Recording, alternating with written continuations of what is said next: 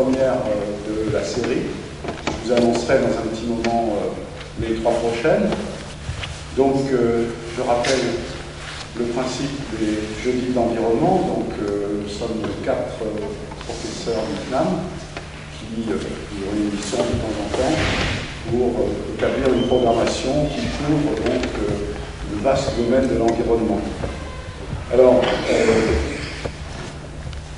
nous avions jusqu'à l'année dernière un assistant dans cette tâche qui était Denis Murat et qui est donc remplacé par Nicole Corsin, je se lever. Bon, donc voilà, Nicole Corsin, Denis Murat est parti en détachement et donc c'est Nicole Corsin du laboratoire CASER, je veux dire chimie, alimentation, santé, environnement, risque, voilà, qui le remplace. Donc c'est à elle aussi que vous pouvez vous adresser pour râler, pour faire des demandes, pour proposer des thématiques, etc. Alors on faisait circuler un document, mais ça ne marchait pas très bien. Donc le mieux c'est nicole.corsin, C-O-R-S-Y-N, @cnam.fr. Voilà. Donc ça c'est l'adresse mail. Vous m'entendez? Parce que je ne sais pas du tout comment ça marche en notification. Ça va? Donc l'année dernière, un petit bilan de l'année dernière, donc nous avons eu 8 conférences dont on a beaucoup parlé de catastrophes environnementales, puisqu'on a abordé la marée noire de Louisiane, Fukushima, le chlordécone, bon, avec des débats assez animés, mais le record a été atteint avec le débat dont je me souviens, je ne suis pas prêt d'oublier, sur quand on a parlé des gaz de schiste. Bon.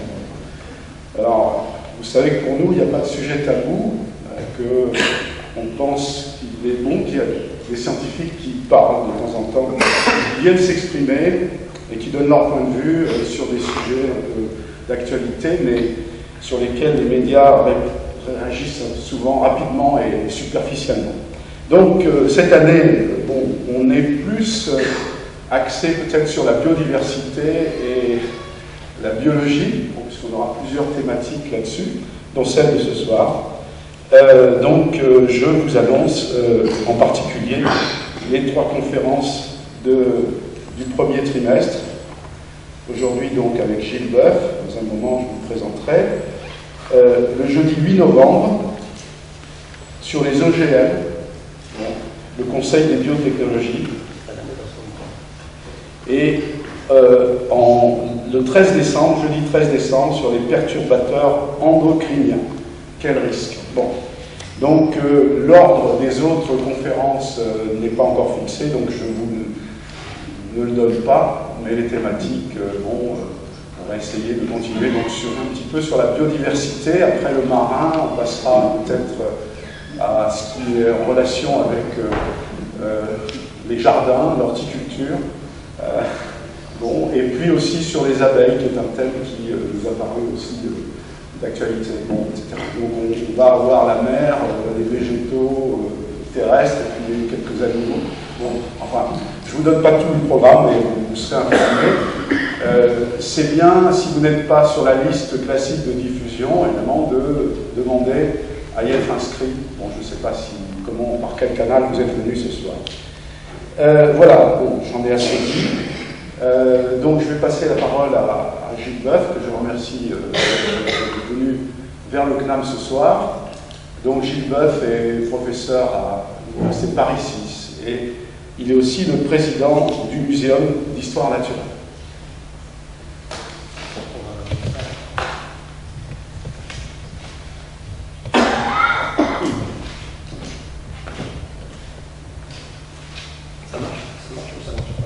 C'est bon, ça. Bonsoir et merci de m'avoir invité. Alors les sujets que vous évoquez à l'instant sont tout à fait d'actualité, puisque les abeilles, demain, il y aura à 11h30 sur Europe 1, une émission d'une heure, justement, on va parler des abeilles, on va parler de la conférence d'Agni Rabat.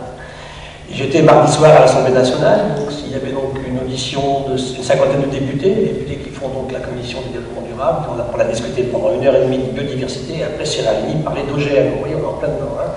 C'est le sujet que vous allez aborder ici. Le repas c'est 10h 11h30. De 11h30 à 12h30 demain matin. Puis je sais pas, les gens me connaissent bien, j'ai fait beaucoup de France Inter, beaucoup de France Info. Donc ce soir, moi je vais vous parler d'océan. Peut-être qu'on peut baisser la lumière, c'est quand même beaucoup plus joli. Alors ça c'est pas si... Parce que c'est vraiment dommage, là vous la toutes les couleurs sont refaites. Ça serait beaucoup plus joli si vous pouviez éteindre. Parce que j'ai beaucoup de belles images. Et les fonds cyaniques, c'est sombre, alors si on avait la lumière dessus, c'est pas terrible. Donc je vais vous parler ce soir, moi, de biodiversité marine. Avec d'abord, en premier lieu, revenir sur la définition de la biodiversité. Ce mot, il est récent. Il est inventé par pas n'importe qui. Un écologue américain qui s'appelle Walter Rosen. On est en 1985. Et c'est un type issu des écoles de la conservation. C'est les premiers, on lance une nouvelle science. On lance la conservation, la nuit de la restauration. Et au départ, le terme, c'est une contraction anglaise de biodiversity, bon, ça prend pas trop. Et en 86, Wilson, le grand homme des fourmis, qui est un des plus grands spécialistes des questions-là au monde, il est en Californie, utilise le terme biodiversity. Et ça rentre. Et ça rentre dans les laboratoires, c'est beaucoup plus joli, vous voyez, dans les laboratoires d'écologie. Et ça ne sortira de la mode écologique que lors du sommet de la Terre à Rio, le premier en 92. Donc j'étais à Rio il y a quelques mois, donc on vivait Rio plus 20. Rio 92 a été un grand événement mondial avec un sommet de la Terre réussi, c'est pas comme le dernier, où là effectivement le terme biodiversité sort des laboratoires de recherche et il entre plein pied dans le politique et le public. Essayez aujourd'hui, on en parle tout à l'heure, hein, d'essayer d'ouvrir un média quelconque et d'essayer d'éviter la biodiversité, c'est pas possible, on en parle absolument partout, sans trop savoir ce que c'est. Et pour beaucoup de gens, la biodiversité, bah, c'est des catalogues de petites bêtes, de petites plantes, de bactéries hein, qu'on va mesurer. En ce moment, moi, j'ai 200 chercheurs sur le terrain en Papouasie, ils sont partis la semaine dernière, je vais les rejoindre dans quelques semaines. Et donc là, effectivement, on va faire une investigation sur les monts Willem en Papouasie, dans des zones pristines, on n'est pratiquement jamais allé dans ces points-là avant.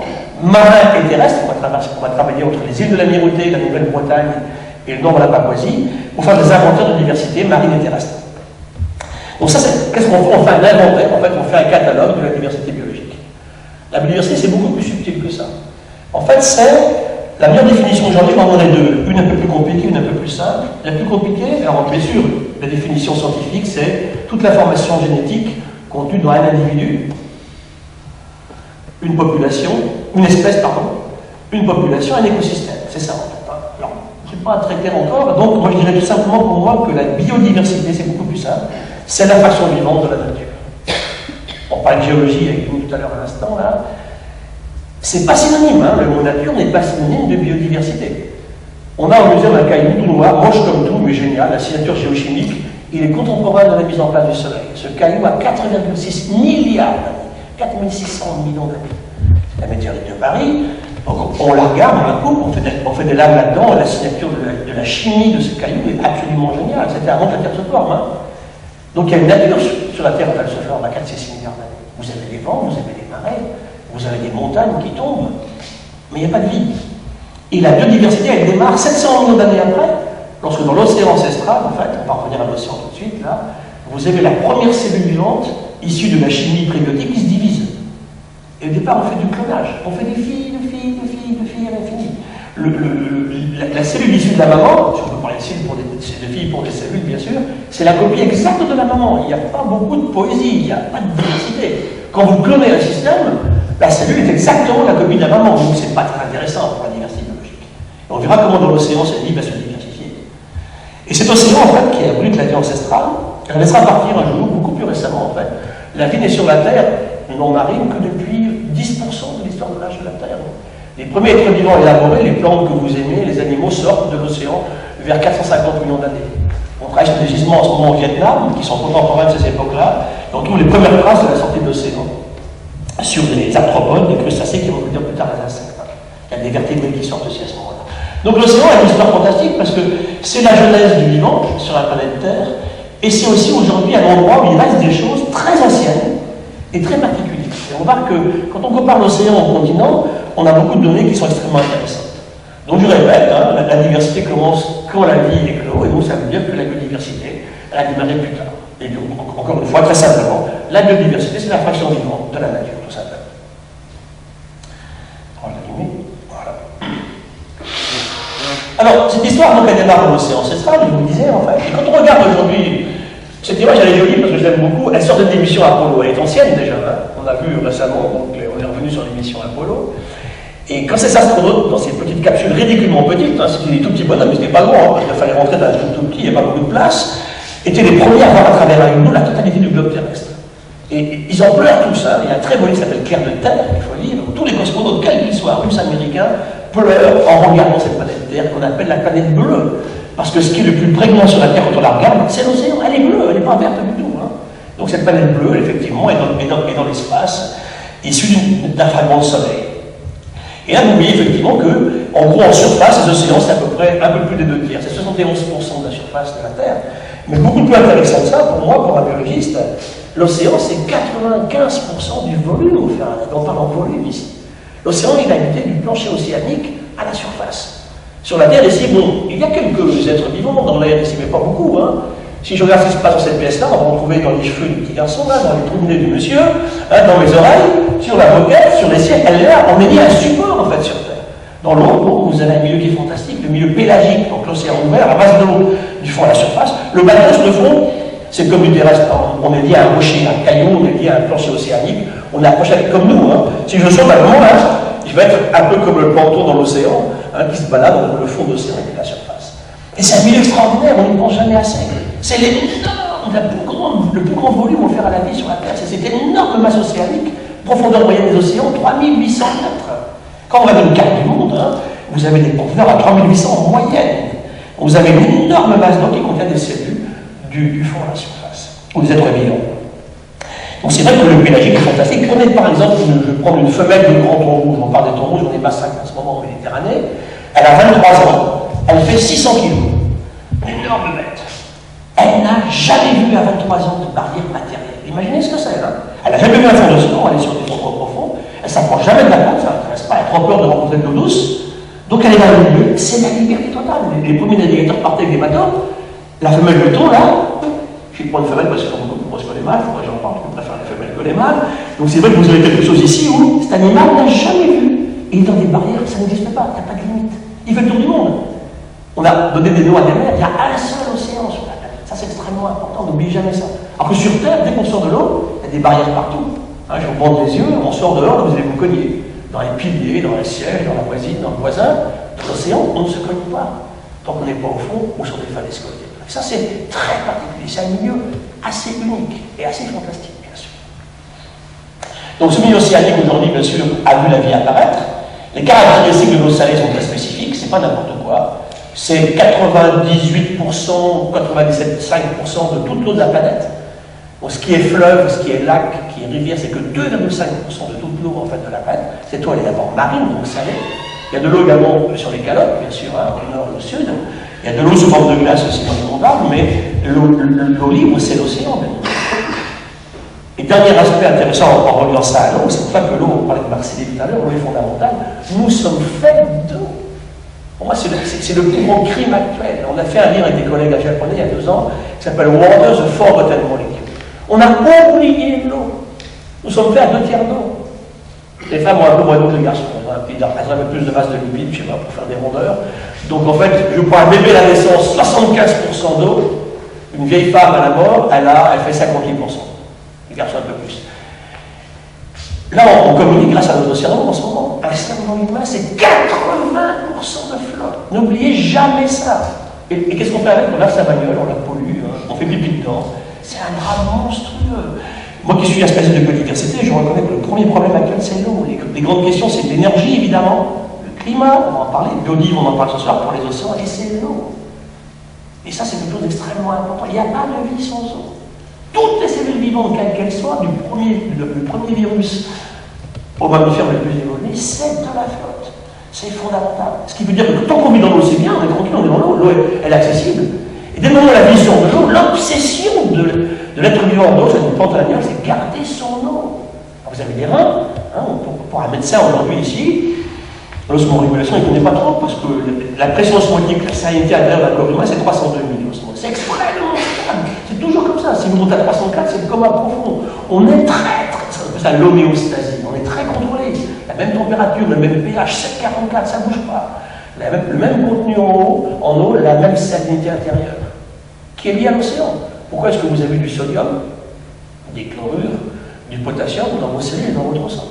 C'est la vie entière qui vient de l'océan. On est une histoire écrite de la vie, la première vie dans les océans, comment sortir un jour. Ça, c'est extrêmement intéressant à réfléchir un peu comment ça se passe. Donc ici, dans les océans, un volume gigantesque, et pourtant, les océans n'abritent que 13% des espèces vivantes connues aujourd'hui. Alors, vous pouvez me dire, oui, moi, je les connais un petit peu moins bien. Peut-être, pas tant que ça encore. Ce qui veut dire que dans l'océan, vous avez 5 à 7 fois moins d'espèces que sur les continents. C'est une vraie question aujourd'hui pour les scientifiques. Pourquoi? Au début, la vie n'est que océanique. Pour 300 millions d'années, la vie, on trouve le nombre de fossiles marins et terrestres. Aujourd'hui, il y a 5 fois plus, 7 fois plus d'espèces sur les continents que dans les océans. Vraie question qu'on va répondre. Alors, bien sûr, beaucoup moins d'espèces, par contre des biomasses gigantesques, et surtout des masses de bactéries, de virus exceptionnels. Aujourd'hui, le phytoplancton de l'océan, pas en biomasse présente, mais en capacité à produire, c'est facilement plus de 50% de toute la capacité de la planète. Vous avez des cellules de plancton qui se divisent 4 fois par jour. Vous avez là, en fait, une énorme capacité à produire de la biomasse vivante dans ces océans. Maintenant, quand vous ne connaissez pas il y a 20 ans, mais on prend une goutte d'eau de mer, vous avez des millions de bactéries par goutte d'eau et des milliards de virus. La vie, elle est là, bien sûr. Alors, quand je vous dis la vie, c'est l'eau, voilà, l'image que j'aime beaucoup, ça c'est le désert d'Atacama, c'est pas la frontière entre le Atacama, en langue aymara, c'était des langues pré-incaïques, ça veut dire canard noir. Et donc, effectivement, à Atacama, vous avez un désert absolument sans rien. Le Sahara, à côté, c'est une oasis de verdure. Il n'y a pas d'araignées, il n'y a pas de scorpions, il n'y a pas d'oiseaux, il n'y a pas de bactéries, il y a corps humain enterré dans le désert d'Atacama, il y a 12 000 ans, quand les humains arrivent à se prendre dans ce désert, qu'on met dans un trou. Aujourd'hui, je retrouve les masses de cheveux, j'ai les pupilles des yeux, j'ai les oreilles et la langue. Il n'y a pas de bactéries. C'est pas une momie, hein. Il n'a pas été momifié. C'est un corps humain desséché, en fait. Hein. Et tous les 12 à 13 ans, lors des années El Niño, il se met à pleuvoir. Et en quelques jours, ce désert, en fait, se couvre de feu. On appelle ça le desierto florido. C'est pour vous montrer l'importance de l'eau dans le vivant, en fait. Hein. Alors, vous voyez les fleurs, mais imaginez les papillons qui vont avec. Vous avez les abeilles, vous avez les oiseaux qui viennent bouffer les abeilles et les papillons. Ça dure 3 semaines. 3 semaines. Au bout de 3 semaines, on ne peut plus, et on repart pendant 10 ans vers la réalité extrême que vous avez ici. C'est la magie de l'eau. Ça veut dire qu'on est en stand-by, on ne vient pas d'ailleurs, on n'a pas le temps en 3 semaines d'arriver d'ailleurs. Hein. On est là au sol, des graines, des insectes entièrement desséchés, hein, des pulpes, des choses qui sont incroyablement conservées, certains peuvent se déshydrater. On attend. On prie les dieux, il pleut un coup, et ça repart pour quelques semaines. Donc l'eau, elle est vitalement accrochée à cette planète. Hein. Et pourquoi la vie sur la Terre n'est pas agréable? Pour une raison très simple. Que la masse de la Terre, sa proximité par rapport au Soleil, dont les températures qui prévalent à la surface de la Terre sont géniales. L'eau existe sous les 3 formes. Bien sûr, la glace, c'est fréquent en hiver, il y a de la glace partout. Facile, on a des spectrums, on regarde, il y a de la glace absolument partout. De la vapeur d'eau, hein, au-dessus des océans, et l'eau liquide. Et quand je parle de CV, c'est de l'eau liquide hein, qu'il nous faut. Hein. On n'est pas fait de glace. Hein. Pas beaucoup de blessures qui acceptent d'être congelées comme ça, il y en a quelques-unes, mais pas tant que ça. Donc nous sommes faits d'eau liquide. Ça, sur la Terre, c'est magique. Et quand la vie est capable de l'eau sortira de l'eau, bien sûr, on conservera l'eau dans les organismes. Ce que je vous disais tout à l'heure. Quand vous imaginez ici les animaux les plus hydratés connus sur la planète, et si vous avez un culissier ou une méduse marine, 98% d'eau. Et je vous ai mis une graine de date ici, c'est le plus sec que j'ai pu trouver. Un être vivant qui attend, ça s'est duré des plus de 1000 ans. Il n'arrête pas de 10 ans, on s'entend, hein, plus de 1000 ans. Elle attend. Il pleut, c'est irréversible. Hein. On repart, et ça nous donne un petit laquais. Donc ça, c'est extrêmement intéressant de regarder un peu ces systèmes. Et l'image que ça veut dire, en fait, à jouer au lieu, là, on irrigue le désert ici en Jordanie, et là, vous recréez la diversité biologique et la biodiversité. Et vous relancez la vie. Donc vous voyez que cette eau, elle est partout. N'oubliez jamais ça, je ne vais pas y revenir, mais l'eau est vraiment fondamentale pour qu'on comprenne mes propos. Et donc, bien sûr, la vie dans l'eau et dans l'océan est très particulière à ce propos. Alors, c'est comment la vie en milieu aquatique. L'humain a du mal d'imaginer ce que c'est parce que nous ne sommes pas aquatiques. Bon, vous pouvez me dire, je sais très bien nager, moi j'ai pas de problème, je nage, je plonge, je descends, mais vous avez le barra qu'il me faut pour aller dans l'eau, hein. plus d'une minute. Hein. Il faut des tas de trucs, des machins, il faut l'air comprimé, il vous faut des systèmes pour détendre l'air comprimé, il vous faut des tas de trucs, et vous arrivez à nager, à plonger, c'est sympa, c'est bon, on est bien, hein. Mais on n'est pas très bon. Hein. Un cachalot en plongée, il tient un facile, il va tenir 2h10, il revient en surface, il respire une aspiration, et il part pour 40 minutes. Hein. Ça c'est de l'apnée, hein. Ça c'est sûr. Mais ça, ils ont inventé ça il y a 50 millions d'années, hein, quand ils ont commencé à revenir à l'océan. Donc vous voyez que l'humain est très aquatique, on a du mal un petit peu à imaginer ce que c'est. Alors la vie dans l'eau, c'est d'avoir un milieu très stable, ça c'est fondamental pour comprendre ce qu'est l'océan aujourd'hui pour les vivants, ça veut dire très contrôlé. température tout le temps, partout. Le fond de l'océan, là, mon énorme partie de l'océan, au-dessus de 3000 mètres, c'est tout le temps 2 degrés et demi, partout. C'est froid, c'est noir, il n'y a pas de lumière, évidemment. Le pH, l'acidité ne bouge absolument pas. 8, 18 depuis au moins 100 millions d'années, ça n'a pas bougé du tout. La pression osmotique, les sels dissous, 1050 milliosmoles. On a 300 degrés, hein. Une rivière c'est à 10, une rivière c'est à 10, nous 300 et la mer 1000. Donc c'est intéressant de voir comment ça se passe justement. Donc c'est vrai que là vous avez un milieu incroyablement stable. Les rayons cosmiques, quand vous habitez 3 km sous le niveau de l'eau, c'est pas votre problème numéro 1, ça c'est clair. Hein. Donc dans l'eau, c'est vrai que et la vie réagit aux agressions des changements par la spéciation. On fait des espèces quand ça bouge. Dans l'océan, il y a beaucoup moins d'espèces que le terrestre parce que finalement, ça bouge très peu. La vie est très bien installée, elle est contente depuis longtemps là, ça ne bouge pas, et c'est bien. Le problème, c'est que l'humain commence à faire beaucoup de dégâts aujourd'hui.